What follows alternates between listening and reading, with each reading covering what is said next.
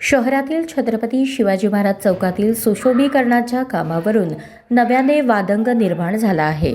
करण्यात आलेले काम हे निकृष्ट दर्जाचे असून त्यात ऐतिहासिकतेचा अभाव असल्याचा आरोप शिवजन्मोत्सव मध्यवर्ती महामंडळाच्या पदाधिकाऱ्यांनी केला आहे। हे काम ना शिवभक्तांना पटले ना सर्वसामान्य जनतेला योग्य वाटले असे स्पष्ट मत महामंडळाने व्यक्त केले।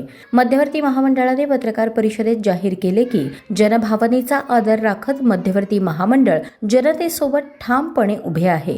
19 फेब्रुवारी रोजी होणाऱ्या शिवजयंती उत्सवानंतर या विषयावर व्यापक जन आंदोलन उभारण्यात येणार आहे। तसेच शहरातील शिवभक्त, नागरिक आणि विविध संघटनांची संयुक्त बैठक घेऊन महापालिका प्रशासनाला जाब विचारला जाणार असल्याचे सांगण्यात आले।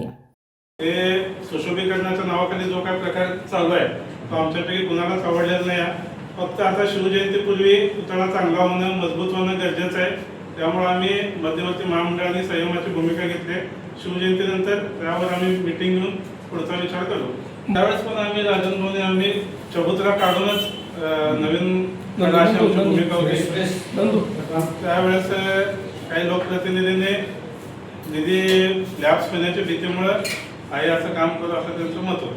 महापालिकेने बोलवलेल्या मीटिंगमध्ये तशा तिथं नाही आहे। ज्याच्या वेळेस आपलं काम जो स्टॅच्यू काढतो आणि त्या स्टॅच्यू किती वर्ष अजून टिकेल याचा मी संशोधन गेल्या वर्षी मीटिंग झाली त्या पद्धतीची आणि 19 फेब्रुवारीच्या आत आम्ही कसल्या परिस्थितीत महाराजांचा पुतळा ओपन करू असं म्हटलं ते, पण त्या पद्धतीने केलेलं नाही। मूळ स्टॅच्यू जो करायचा होता तो केलं नाही। त्याच्या बाजूने फक्त त्या स्टॅच्यूला आधार दिलेला आहे।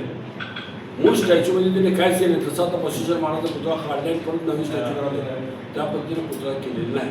मध्यवर्तीची अगोदर भूमिका बदलायचा, आम्ही सर्वजण होतो तिथे समुद्रा बदलायचा, नवीनच करायचा। त्याने आम्हाला निधीचा उपलब्ध नाही म्हणजे आम्ही मध्यवर्तीने सांगितलं की आम्ही निधीची उपलब्ध करून देऊ।